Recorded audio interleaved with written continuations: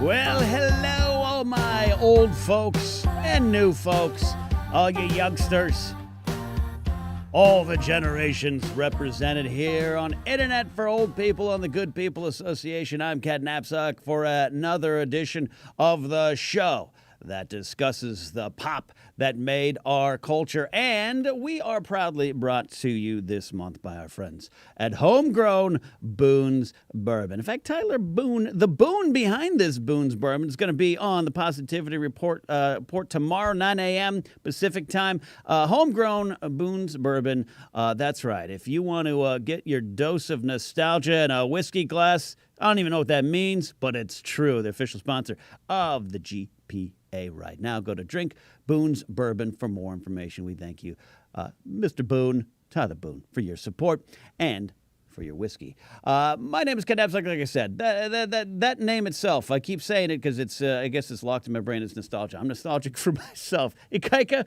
I've had a day. How are you, buddy? I'm doing good. It's Grace's birthday. My wonderful partner, Grace, and I just came from the LA Zoo, which we're members of. We do love our animals. The zoo is completely uphill, no matter which way you go, and it was, direct sunlight. So I'm a little flushy, Kaka. If I fall, will you pick me up? I'll jump over these monitors and pick you up as you fall. What was your favorite animal you saw today? We love the meerkats. We've actually adopted an otter there, so we love going to the otters. And then it was real sweet. It was Circle of Life stuff. We walked up to the otters just as a guy from the zoo was tossing a bucket of fish into the water, and all three otters were just devouring these dead fish. Grace was a little shook, but Circle of Life. You know what I mean? Circle of Life. Mm-hmm. It's Circle of Life, indeed. Everyone's checking in live here on YouTube. Trey T. Solkster's here. Daniel Medina. Laserbolt. Michael Kautzer. Trey T. I said Trey T. Brian B.C. Tiller. David Taylor. Kingsport Cal. All the way from Kingsport, Tennessee. You guys are checking in. This is going to be a fun show today because these two guests I'm about to introduce I've known for a few years. In fact, one I've known quite literally for decades. That's right. We went to high school together where we met in the drama department, the dramatics, and he is a very talented, he's one of my all-time favorite sketch writers. I still have some of his scripts laying around in some of my boxes of old writings. He's one of the funniest sketch writers I've ever had the chance to work with. He has a wonderful, wonderful career going in the video game world where he's a sound designer, occasional voice artist, developer for a lot of video games, including WWE Undefeated and Power Rangers Battle for the Grid. Kaika, I'm sounding old. Is that something you like, you kids these days, the Power Rangers? I mean, I haven't touched anything Power Rangers in a long time, but I know it's still a big thing for kids. But you're gonna.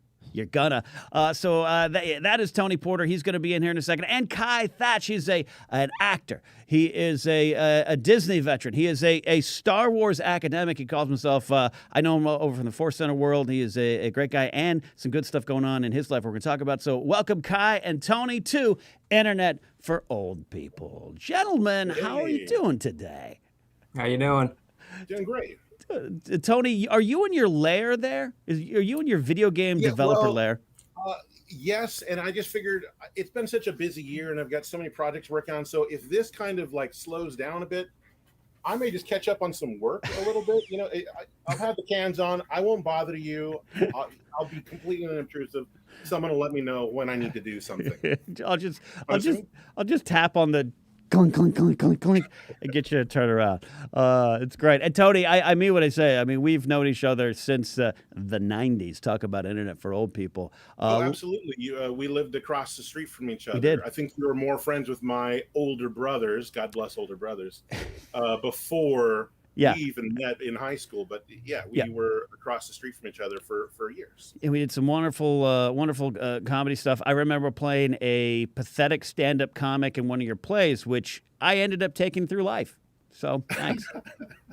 And that was an honor for me to write that ridiculous thing that would set you up for so many more ridiculous things. That's just that's amazing. You set me up for more than I knew at the time. The struggles of stand-up comedy. On the other side is the wonderful Kai Thatch. Now, Kai and I first started communicating around Star Wars over with my Force Center podcast. But Kai, so much more. You, like I said, you're an actor. I call you a kind of a Disney parks expert. We can get into that if you want. But also, you went during the pandemic. You're like, I'm gonna go get a master's degree. What's going on, man? You're making us all look bad.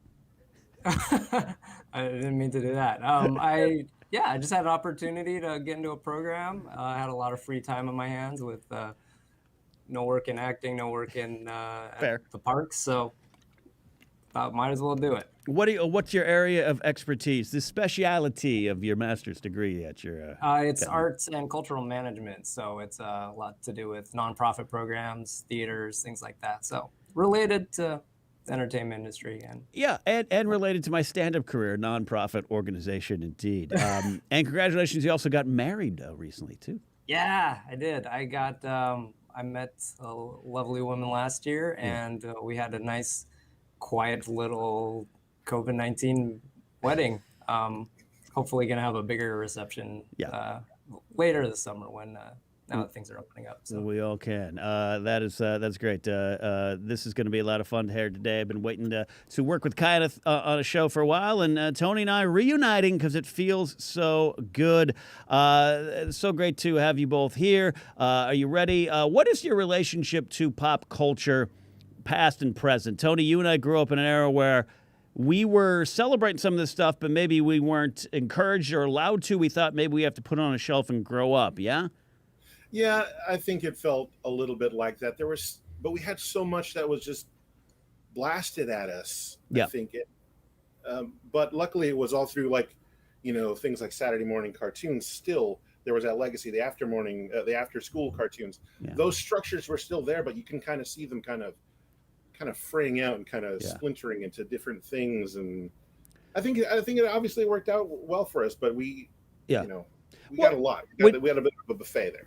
We did. The 90s was, again, there was this time, you had to maybe put on the shelf. But as you're working on a video game, developing sound design, anything, Power Rangers, WWE, anything else in that kind of nerd geek genre, pop culture genre, how does that feel to be like, oh, yeah, no, I didn't have to put this on the shelf? Oh yeah, that's exactly what you mean. Yeah, no, my first professional game was a Star Wars game. Yeah. So I went to working on a Marvel game, and it absolutely let me kind of keep those roots of what I had. I mean, it made all that stuff that I had liked that I felt a bit of an outcast for, kind of validated that. It said not only is that okay, but you can make money doing it. You can make money doing kind of what you love, and so absolutely capitalize on it. Yeah, capitalize indeed. Kai, you're someone I know who loves and appreciates going deep into Star Wars. That's where we first communicated. What's your relationship to pop culture then, now, and in the future going forward?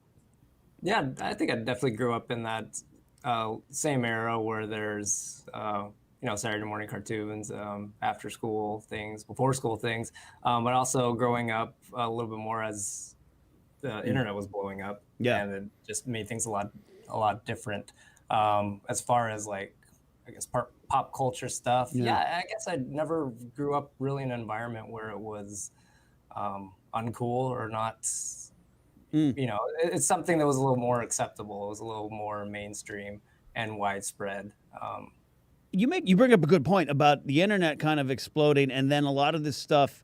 The nostalgia that might have been in my memory banks is, man, there was this TV show I remember. Now you could just look it up and find things about it, and therefore you were encouraged to still appreciate it in a way, if that makes sense. Yeah, for sure. You get a theme song stuck in your head, or you think of a show. You're like, oh, what was the Dinosaurs theme song? You just right, just not Google the moment. And then for like Tony and I, or something like that was a shared currency of, if you know that reference, we can connect and we can talk. Oh yeah, and then funny that when you think about it, it's usually the theme song that kind of pops to the top first. It's like, and then the rest of it kind of comes in. You look it up on YouTube, you watch the intro, you can relive an entire series just watch the intro and think, oh, that was amazing. I remember my old roommate and I, a great guy named Aaron Alexevich, worked on Invader Zim and all those things, and he was on the couch, and we just randomly one night just started singing every lyric to the Mr. Belvedere theme, Streaks on the China. Never, it just, those are the days. And this is why we're doing the show here. We're going to have a bucket full of pop in a second, but first we're going to get some Spice Girl facts because I know you all need them.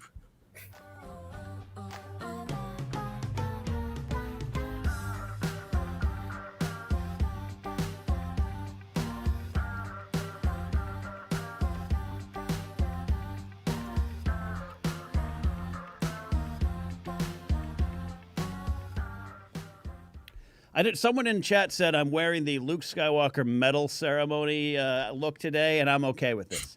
With the rebel hat. Yeah. Mm-hmm. I'm okay with this. All right. We are about to begin this segment, Bucket Full of Pop. I've got 3 pop culture things. A video game, a character, an actor, a movie, a moment. And we're going to see if these things connect with the lives of our guests. We're going to talk about it. It's a little segment we call Bucket Full of Pop.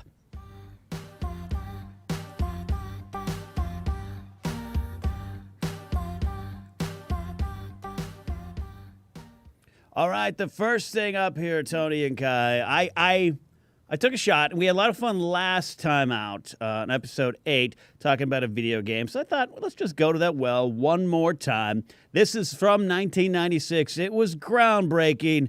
Super Mario 64. This was Mario in 3D. Kai, you're reacting to it. What is your memories to this of and to this game? Nintendo 64 was the first console that I had. Love it. It was, it was. I mean, Super Nintendo was out before, but I don't think my family could afford it. Right. Until the 64 came out. I feel you. And so it was very special to me. Pretty sure that was the game that came with the console. I think so. You could get it, yeah? Or you could get it. It was one of the first ones I played.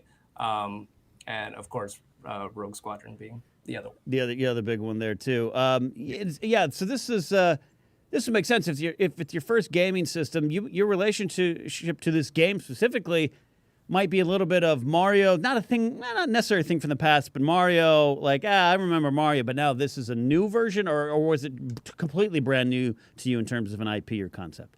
My friend Wuta down the street, I spent a lot of time at his house, and he had a regular Nintendo, so I was familiar with it. Gotcha. And I would play it whenever I was over there. Yeah.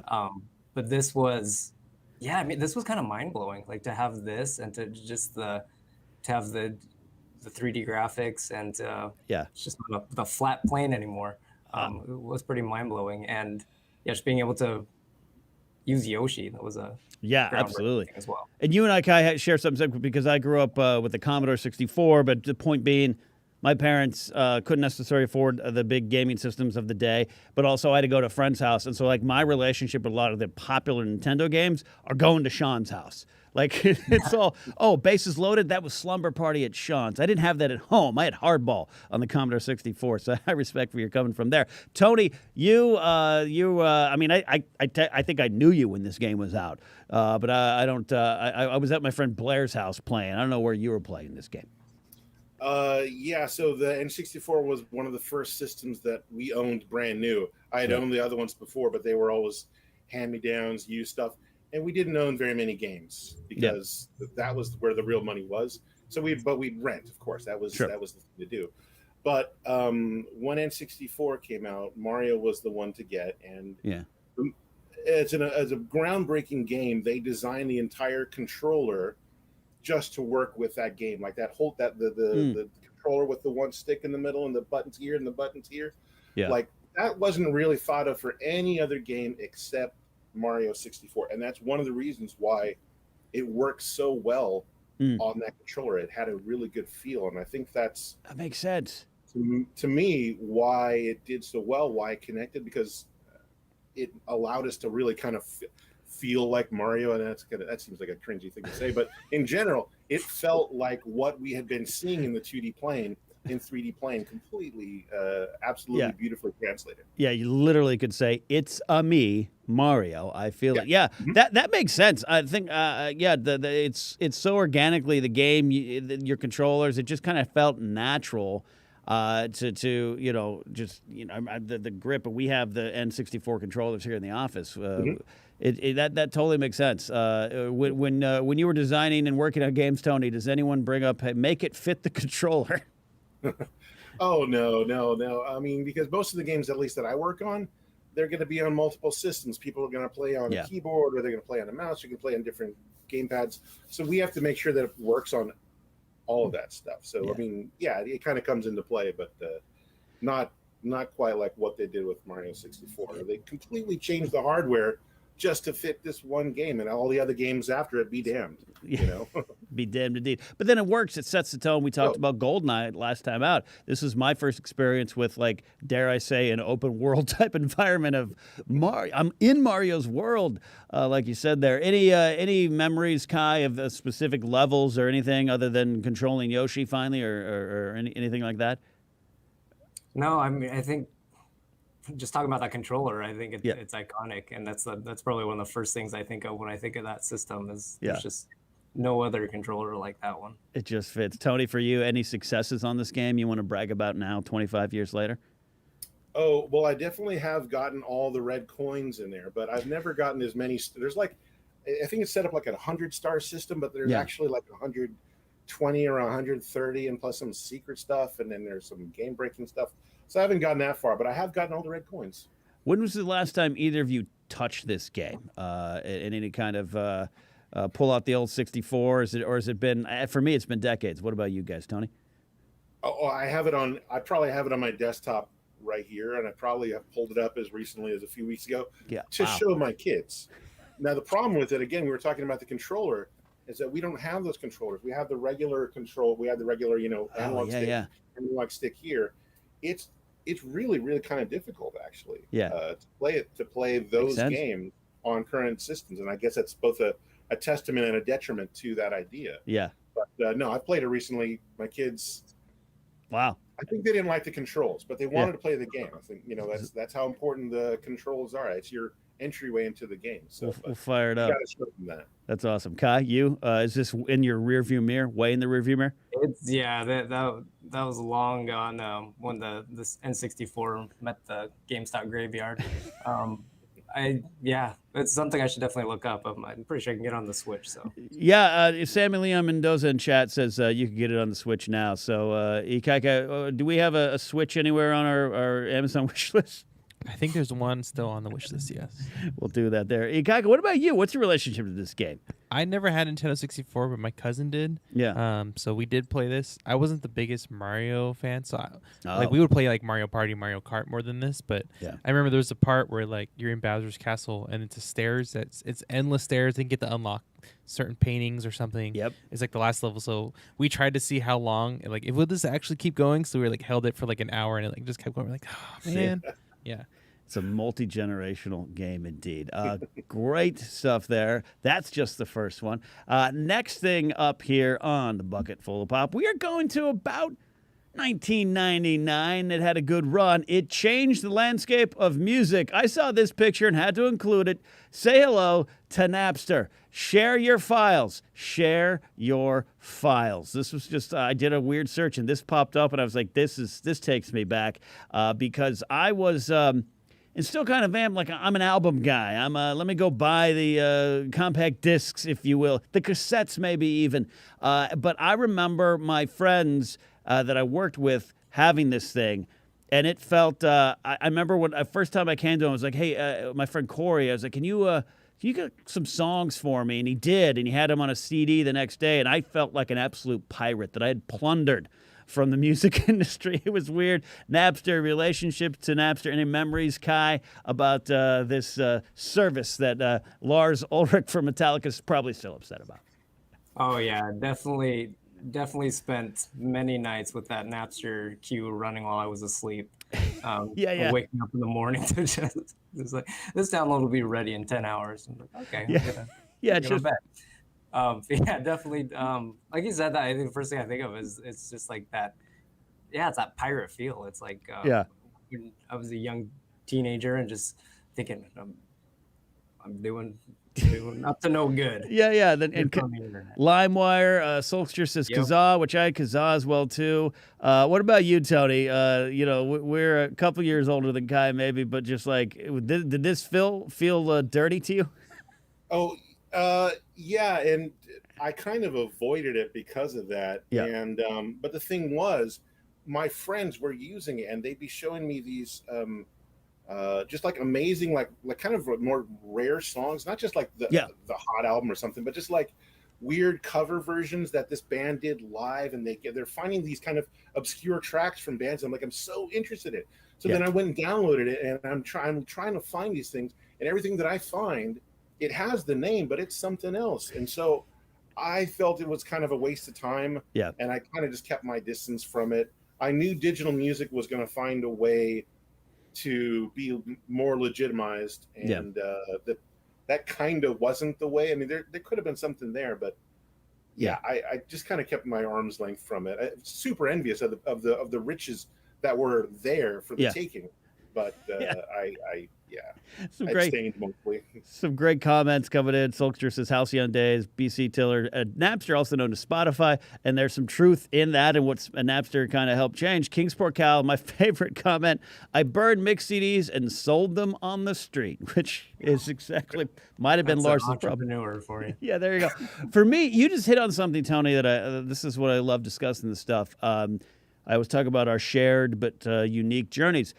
I know. I was the guy that on Tuesdays I'd be at a record store, a Best Buy even, or somewhere just buying CDs, and as a music guy, still am a music guy, but so I was a little like I don't need the album, I don't need the single, but then my uncle, my late uncle, who later on passed away about 2012, but back in 99, 2000, I was at his house and he's like, no, I'm all in, and he's a big Elvis fan, and he found a rare Elvis live recording, this, that, and then so then I'd be like, well, could you bring up this song and of a band of mine? Replacement's doing this, and he's like, oh, I got. Someone has a version of it, and that's where it was. It was finding those rare tracks and songs that just kind of opened up the appreciation of music to me. So therefore, I think it kind of worked. Now that's YouTube. Basically, that's YouTube. You can just think of something, type it in. Yeah, it's there. Kai, you're a very happily married man now, but at any point did you burn a mixed CD to express your true feelings to someone thanks to Napster? No, now it's a YouTube playlist. Right. So we're going to sit here and watch all these music videos that express how I feel about you. Yeah, there you go. Just sit down, play. We do that here when we just play chorus videos over and over for Kaiko over there. And if you really love them, you pay to skip the ads. Yeah, Tony's got Tony, you got house duties going on. You got kids racing in. This would be great. Yeah, I have a kid. He jumped in to find out where his soda. I had taken his soda, so he found me out. That's This is the only time I was going to be able to hide from him, but no, he found me. Tony lied to me. He's like, "Yeah, I'll do your show. It's a chance to hide soda from my children." No, and any feeling you kind of touched upon it. Both of you touched upon it, but any feeling that that this was not just here to stay, but that the industry was changing. Digital music, like you said, Tony, was going to find its way forward regardless. Did you have that feeling? Did you feel aware of it, or just seem like a weird passing fad? It seemed to me that we were on the cusp of doing something, a shift. Yeah. And that's exactly what happened. I mean, it kind of decimated the music industry for a while. They didn't know how to make money for their artists because the supply line of cash was banked on them making these physical plastic discs with information on it. And now that whole thing was bypassed. Yeah. And what we've ultimately found now is that we really just want that content. I do like having discs. I like having physical things. I like having, those kind of trophies, mementos, whatever. But ultimately to me, if I had to give or take, I take the music, I take the content. Right. And so now we are creating these direct connections to the artists. You can find these artists on Twitter. They stream on Twitch. They, they found a way to kind of filter to us. At least the smart ones have. Yeah. So that's amazing where that was from then. And I was worried. I was thinking because at the time I wanted to write music. I wanted to do all that cool, fun stuff. and it just didn't seem to be like there was going to be that kind of money in it anymore. Yeah. And there was just this little panic, but we've shifted to something else for better or for worse, and so Yeah. it'd be interesting to see where we're going now. Better or worse, sometimes, yeah. Spotify, do they pay their artists in full the best way possible? No, we can have those discussions, but it's got to go forward. Cassette tapes, 8 tracks, CDs. At some point, you go forward, and along the way, the higher ups in the music industry are always going to claim this is going to destroy things. This definitely changed things, if it not rebuilt it, as opposed to the word destroy. I eventually adjusted. I was a big collector of music, of hard copies, and then you move one too many times with 19 boxes of CDs. I don't know about you, Kai, but it's like, yeah, all right, I'm ready to go digital, Oh yeah, I just went through that, just moving recently, and having to get rid of a bunch of DVDs, and it's just like, yeah, I think this is it. I think this is a breaking point where I'll keep a select few that, as a memento, but most everything's digital. And like I was saying, like with music and Napster, I think this is just how I grew up. It was just always seemed like I had CDs, like physical CDs, but I also had just as many, if not more, burned ones, and it just seemed like it was more of a pick and choose type of deal with music. It wasn't like necessarily buying a full album. Yeah, and I'm all in on, like I said, Spotify and Apple Music and some of that kind of stuff, but it's weird. Sometimes one of my favorite artists is Liz Phair. She's got a new album out this week, and I want to get a physical copy and support and just have that on my shelf or my collection. And I oddly enough, I almost don't know how to do it. I'm like, do I go to a shop? Do I go to a store? Do I go to her? She has a website. What do I do? How do I just usually go to Spotify and press play. So it's weird.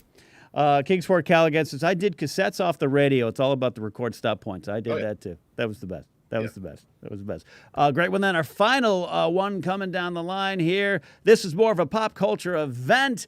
Going to 2005. It is one of the greatest action stars of all time. In action, on a couch. Tom Cruise jumping on Oprah's couch. 2005. Celebrating the love with Katie Holmes. I don't know.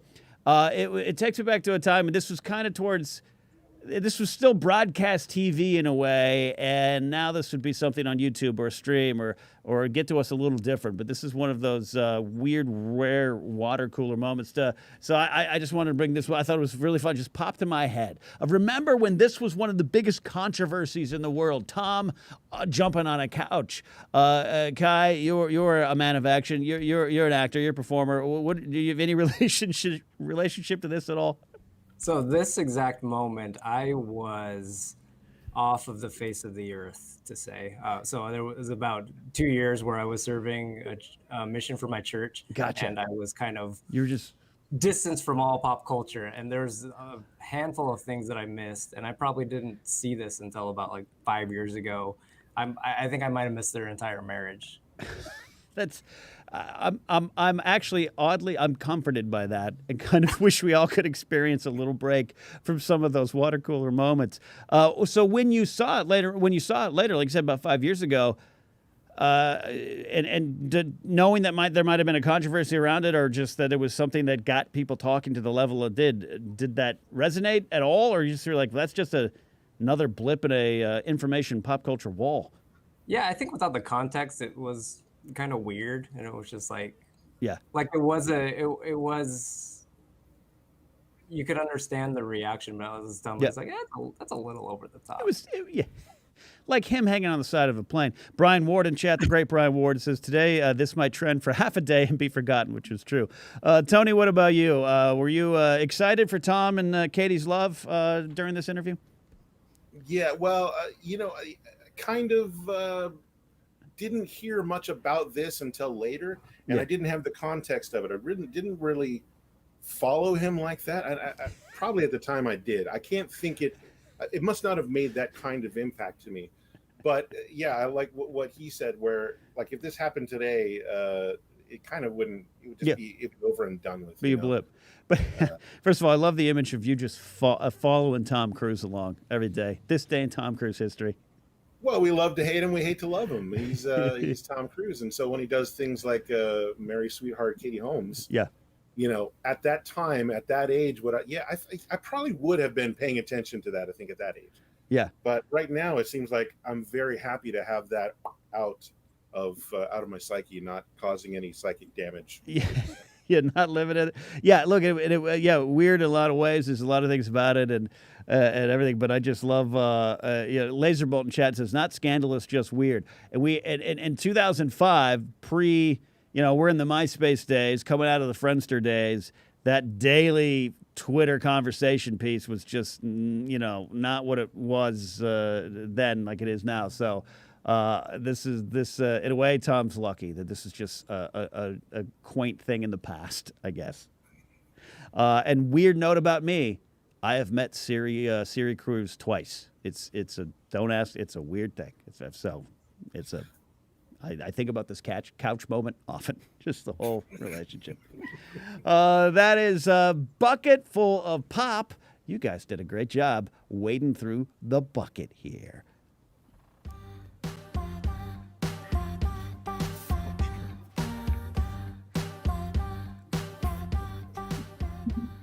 All right, quickly here. I always ask questions. This question of any new guests here on the show. I love this idea of finding out the true, old grumpy man inside both of you here. What is one trend you actively fought against, but now take part in freely? Tony, maybe for you it's raising children. I don't know. Kai, something else that you went, no, get off my lawn, but now you're like, it's here to stay. Any choices there, Kai?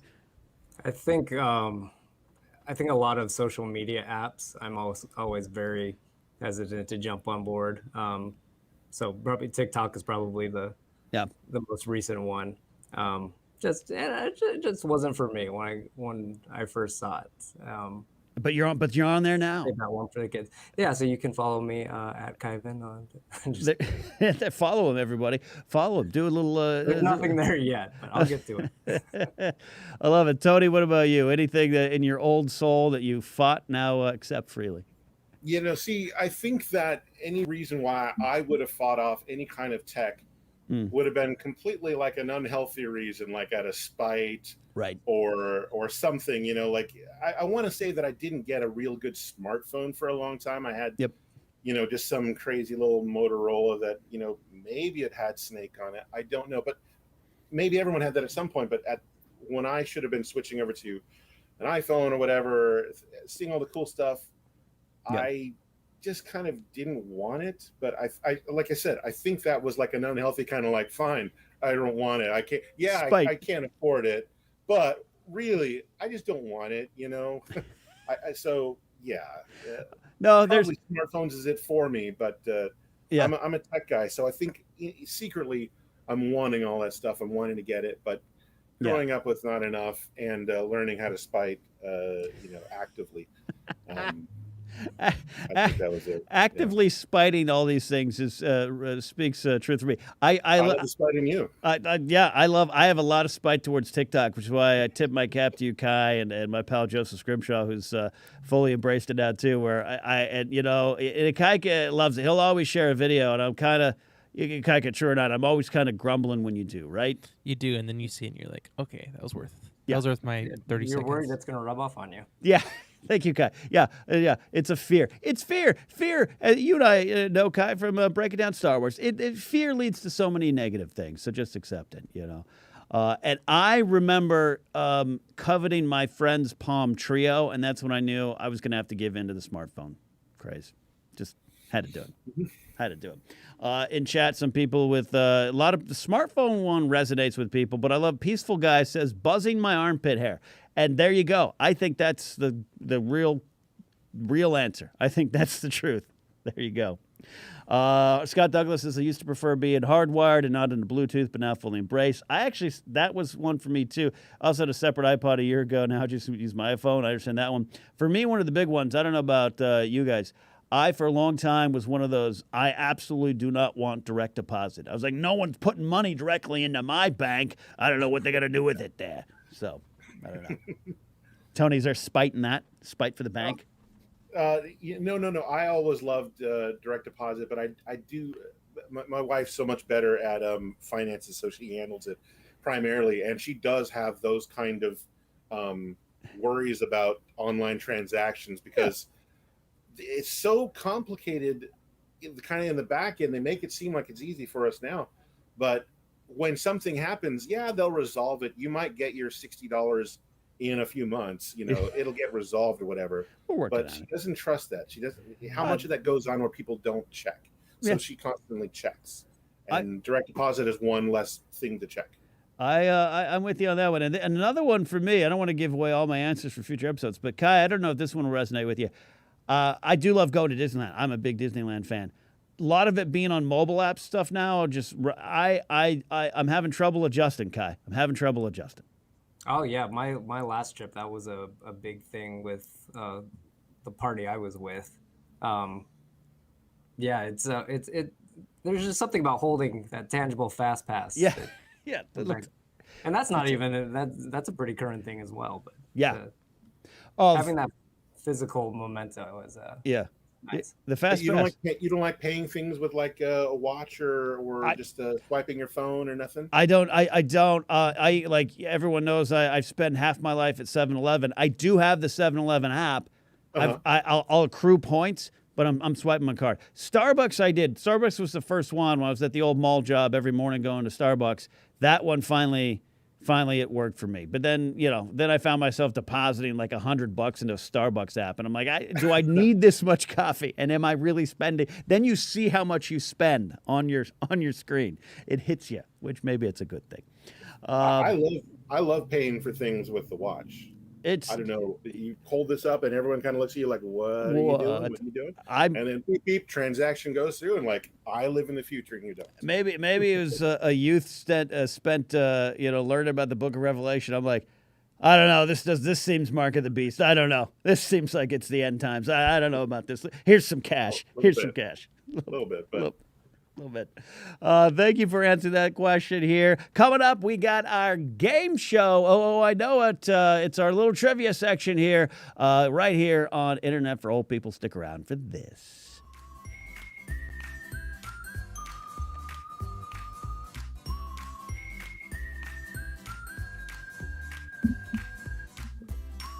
All right.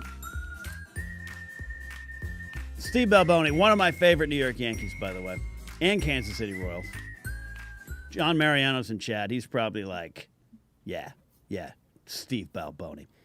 Before we go on to our little trivia section of the show here, I want to remind you, because we just got a super chat from Moormouth Haunt saying, remember when Max got rid of floppy drives? I do. I'm still kind of upset at that. And CD, I can't burn a CD on my Mac anymore. Yeah, these kids. Thanks for the super chat. And Streamlabs, I'll check as well, just in case we got something in. Right now, up until tomorrow, we are helping raise funds and awareness for the fine folks at the Battle Buddy Foundation. In fact, Josh McCouga was probably, I don't know, maybe still is at the big golf tournament today, raising money for them.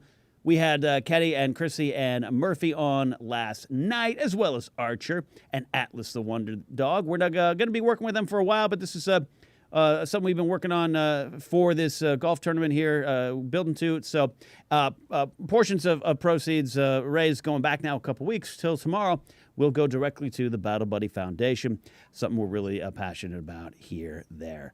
All right, this is I Know It. Real simple. We're in TV shows. That seems to be the one that works the most for this. Movies, music, we'll play around with that. But TV shows is the topic today. So your name is your buzzer. First to three. Tony, Kai, what do you win? Absolutely nothing but my love and respect for being on the show. I'm going to name an actor in the show, one beat by beat. Buzz in if you think you got it. I'm even going to give you the year. If you want to guess then, give it a go. If you miss, your opponent has a chance to steal. And really, this is just an excuse to talk about these shows. All right, any questions? You guys ready to compete to the death? No, we're good. I'm a little bummed that we're not even just getting like 7-Eleven reward points, but If I could find a way to share my 7-Eleven reward points, that's actually a great way to award a winner in this game. It's probably in the app. It's probably somewhere. I just have to get your... Kai, what's your 7-Eleven profile? That's what I'll look for there, too. All right, great. First show up, we are going back to 1997. I'm surprised I hadn't done this one before from 1997. Joel Murray, Susan Sullivan, Mimi Kennedy, Thomas Gibson, Jenna Elfman. Oh. And if you're watching, you can. I know. I got to say the name. Your name's your buzzer. Oh, Tony. Yes. Dharma and Greg. That's a point. That's a point for Tony. Kai, I actually am okay with you drawing a blank on that one. That was an interesting show. Jenna Elfman's, I've always liked her work. Thomas Gibson, I think he ended up being a problem at some point in his life. But that at one point, Tony, that was a pretty darn big show, yeah? It was, and I don't think I watched an episode of it, but I know Thomas Gibson. I know Jenna Elfman, Yeah. and at that time, I knew that's what the show was on, and it was huge. Yeah. Kai, did you just not live in a Dharma and Greg world? No, I've heard of it. I think that's one of those shows when that came on. That's time for Kai to go to bed. Kai, I lived in that type of household. go to bed. No video games. No Dharma and Greg. That's a good household. All right, Tony's up 1-0 here. Number 2, we got 1993.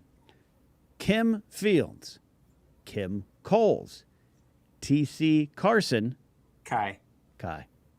In Living Color? Oh, nope. So close. Tony? Yeah, that's got to be Martin then. No, we're drawing blanks. No one gets the point. Erica Alexander, Queen Latifah, Living Single from 1993, 1997. The show, you're so close. I thought you were saying it, Kai. The show that, a lot of people look at and go, oh, you mean Friends before Friends? Yes, that was the one. And I had a nice run there at the top of the pops there. All right, Tony's up still 1-0. I got some bonus questions if we draw Was some there a points. weigh-ins in that? No, I mean, Kim Coles was Living Color, so that's close. All right. That's close. And a Living Color was, we can have a whole show about that as well. All right, number 3 here. 1977. Jill Whalen, Fred Grandy, Ted Lang, Bernie Koppel, Gavin MacLeod. Oh, no. Tony, Yeah. I'm just going to say Love Boat. That is it. Okay. I thought I dug too deep. The Love Boat. Gavin MacLeod. Bernie Koppel struck something, but Gavin MacLeod, yeah. And he just passed away. Ikaika, how many episodes of The Love Boat have you watched in your life? 0. That's fair. Kai, did you have to go to bed in 1977 with Love Boat as well? Yeah, that's definitely before my time. None of those names ring a bell. I mean, Ted Lang, Fred Grandy. One of my first earliest in my life celebrity sightings was out towards the Long Beach area was the Love Boat. I was at my mom's cousin's house, and we were driving home from like a family dinner, and Carrie was the name. She's like, "Look at the ocean. That is the Love Boat." It was like the boat, and it literally felt like Tom Cruise had just walked into the room. I just didn't know what that meant at the time. It was like, oh my God, the Love Boat. It was crazy. It was bonkers. Did it literally say the Love Boat? I mean, was there a way to verify that, or was she just saying, "Hey, why don't you just tell him that's a Love Boat? It'll make his day." That looking back, Tony, you might have just changed my life. And it was like when I was at the San Diego Zoo as a kid, and they were like, that elephant was in Star Wars as one of the banthas, and they could have been any elephant. I don't know. Tony's up 2-0 in our silly little game here. Kingsport Cal, thanks for the super chat. Says Living Single with my friends. Love Kim Coles. Yeah, that's absolutely a shared sentiment for a lot of folks there. All right, Kai on the ropes here. Let's see if we can pull this back here. We're going to 2002. 2002. Trailer Howard, Hector Elizondo, Melora Hardin in a small role, Ted Levine, Tony Shalhoub. Oh, Tony. Yeah. Monk. We got a winner. We got a winner. I'm so sorry, Kai. I didn't. I went right to Tony's wheelhouse with Monk. Tony, big Monk fan? Oh, absolutely. I think it's one of those shows that I missed like the last 2 seasons of, and then I heard that it was really depressing the last 2 seasons. Is that one of those shows that kind of fell apart at the end? Because I didn't catch it. I think so. It used to have all. It was like one of those early higher end shows that had a lot of critical praise, but not a lot of ratings. And this was like pre-streaming, so you had to like what I didn't even know what it might have been on like AMC or something kind of weird. USA. Was USA. Oh yes, USA. That would make sense, right? Because characters are welcome. So yeah, that would make sense. That's Kingsport House says Monk. John Mariano, Monk is so great. Michael Counselor says that's my life story. Tony, you're the big winner today. I'll try to transfer those 7-Eleven points to you. Congratulations on watching TV. And I'll be sure to share those with anyone in these 3 windows here. Yeah. Okay. I think Kai gets some points for being very close on Living Single. He had Living. He was good. And I went a little. Love Boat. Love Boat for me again. That talking about that celebrity sighting story, but that was just that and Fantasy Island. Like I thought that was the epitome of fine television for decades. I think I only watched those because my mom was watching those, and she learned English watching those shows, and so those were like her favorite things. And so, wow, I love memories of that. I love stories like that of trying to learn a language, and then the individual like commercials, but like Love Boat and Fantasy Island is. I remember those. Yeah, specific skills. Days of Our Lives. There's something about a soap opera where you can totally turn the volume down and you can still kind of tell what's going on. Yeah, and I think that worked tremendously for her to learn the English language. There wasn't subtitles there. There wasn't closed captioning. She picked it up all through that. I learned to read through the TV guide. So, hey, 2-star reviews. Absolutely. Absolutely. Great stuff there. We're almost out of here today. We're not quite done. For you music fans, we got this. And then after that, we'll close out the show.